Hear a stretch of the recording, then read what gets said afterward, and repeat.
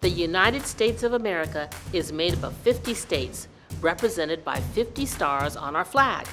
But before they were states, they were territories, and little by little were added to the Union. Yet there is one piece of land, about 68 square miles, that isn't a state, and it's not really a territory either. It's Washington, D.C. So what would happen if D.C. became a state too? Our flag and our government would need a bit of a redesign.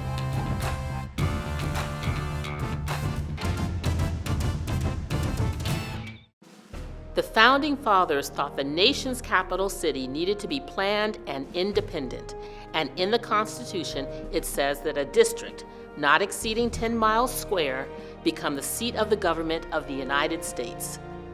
The Residence Act of 1790 decreed that the capital be located on the Potomac River, and Maryland and Virginia both donated land for the new city.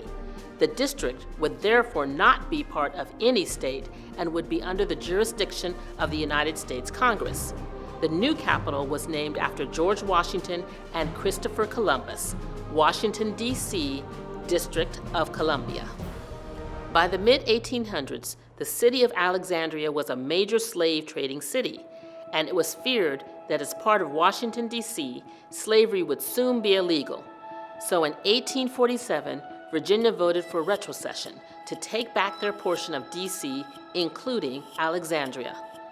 Today, the district consists only of the land donated by Maryland, making Washington, D.C. only 68 square miles instead of the original 10 by 10 mile square.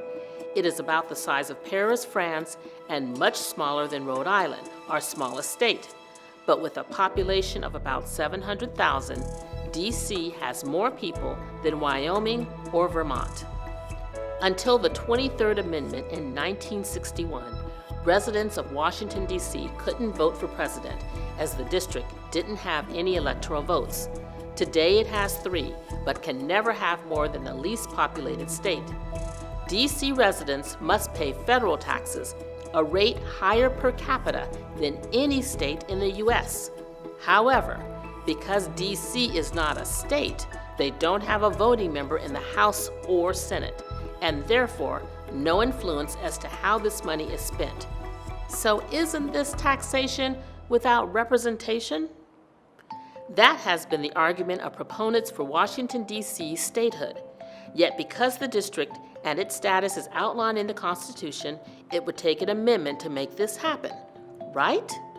On June 26, 2020, D.C.'s non-voting delegate proposed a rather elegant workaround in the House. What if the federal district was reduced to just the National Mall, the area with all the federal buildings? The district has been shrunk before. Remember Virginia's retrocession in the 1840s? And the Constitution says that it must be less than a 10 by 10 mile square.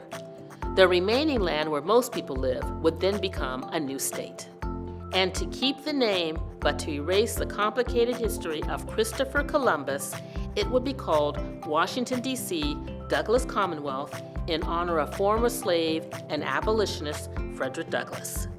The bill passed the House, but is now headed for the Senate. The prognosis? The vote will most likely follow party lines.